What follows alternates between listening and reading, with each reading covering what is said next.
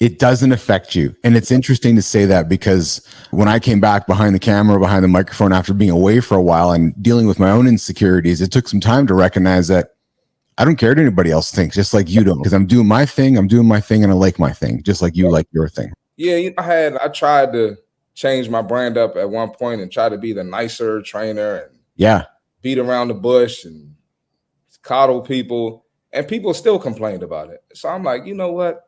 Fuck that. I'm getting back to being me. I'm going to be direct, and I'm going to do what I need to do. And yes, a lot of people, like, even I've done podcasts with people, and they weren't on the same page as me. So I got to cut them loose and do what I need to do to get to my goal. So. That's right. Yeah. And I got to do what I got to do to get to my goal. It's a decision that many people are uncomfortable making. If you take a room of 100 people, I like to use the 100 people analogy, Chris, because 100 is really not a lot, but yet it's enough to get a good kind of visual sense. Take 100 people, put them into your room right now. And I bet you out of those 100, there's probably maybe 1 to 3 of you that are going to be you. Like, think about that. Like, really? Absolutely. No, you're right. You're right.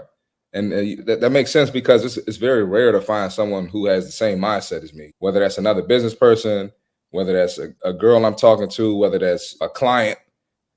It's hard to find people who have the same mindset and want to move how I move. Move how I want to move. Yep. You've used it twice now in the show, and I like to, hey man, I'm an active listener. You're a great listener, actually.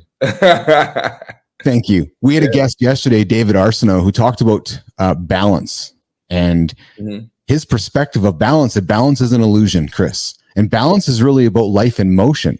Right? Yeah. It's always moving forward, right? That's the balance. It's not about work-life balance. It's about moving forward and then balancing everything along the way, but as long as it's in motion. Balance isn't about being static, is it? Yeah, I tell my clients balance is bullshit every week. Balance is bullshit. I don't know where you got that from, but balance is terrible, man. So we went yesterday. Here's a soundbite from my team. We went yesterday from balance is an illusion to balance is bullshit in 24 hours. There you go. It's bullshit, man. If you want to reach a goal, you have to be doing way more of what's required than what's going to hold you back. And I like to use nutrition, right? You're trying to lose fat off of your body. Cut out the sweets, cut out alcohol, whatever the vices are. Not forever. You don't have to cut it out forever. But if you go 90 days and you cut that out and you eat moderately clean with a few cheat meals, maybe once a week, maybe once every other week, you're going to get dramatic results. You try to balance it, and you do, I can have this once a day. It's just a bite.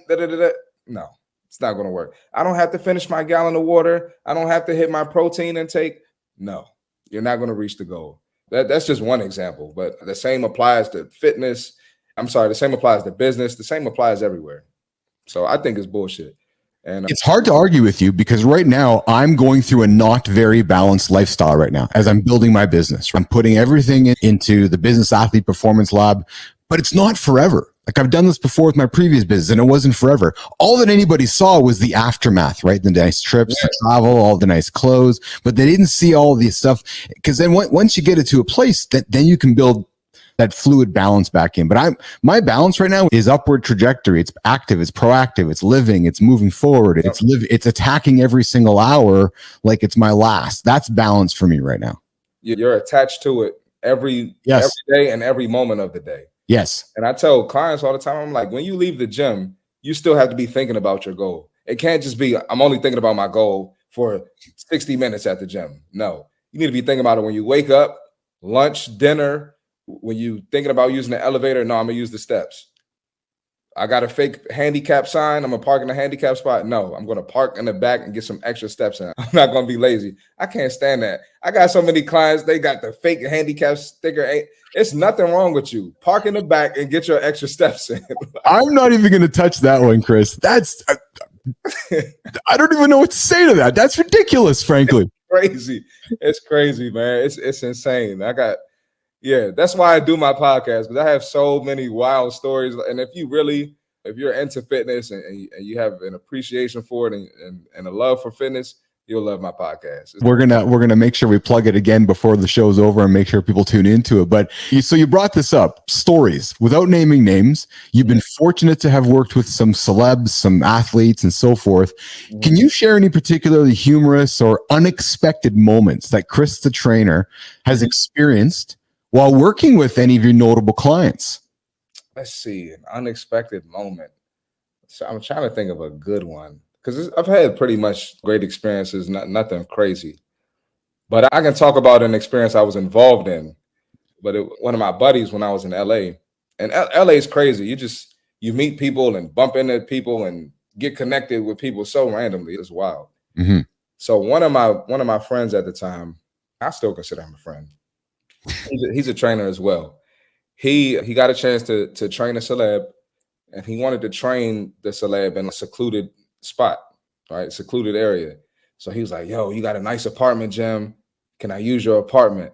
I was like, of course. Yeah, I'm happy for you. I love to help. So he's on the phone with the person as they're like coming up in the Uber. And I'm like directing him, like telling him to tell the lady where to go. And she's, who is that? I had you sign an NDA. Nobody's supposed to be here. Nobody is supposed to know. Who are you talking to? He looks at me. He goes, oh, yeah, that's my assistant. It's like, bro, I'm doing you a favor to help you advance. And you going to say I'm your assistant? That was crazy, man. I wanted to cuss him out, but I'm just a nice guy, so I didn't want to mess up the opportunity for him. But that was pretty crazy. Yeah. People can change, but it was a well-known celebrity too. I don't want to say who it was. Names aren't required. There you go. There you go. That was crazy, man. That was wild. Yeah. And then the pandemic happened and all that went away, right? All that went away. Yeah. For him too. For him too. Yeah. So, Chris, peanut butter is my poison. I love peanut butter, and I say poison in a very humorous way because I love it. It's because it goes on everything. Like, I mean, it goes on everything for me. A good old glass jar of Adam's peanut butter with crunchy, and oh, dude, just bring it to daddy. But then there's also this month called November.